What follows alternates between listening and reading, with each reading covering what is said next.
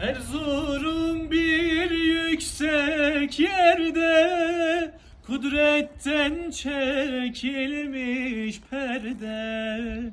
Erzurum bir yüksek yerde, kudretten çekilmiş perde.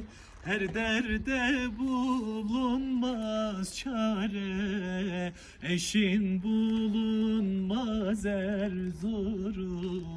Sana kurban ben Erzurum.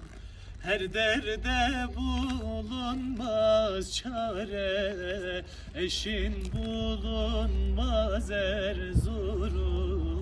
Sana kurban ben Erzurum. Erzurum dağları güzel, dağlarında ceylan gezer. Ben o yâre neylemişem, o yar benden kenar gezer.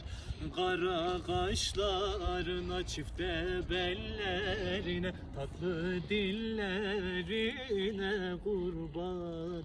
Kara kaşlarına, çifte bellerine, tatlı dillerine hayran.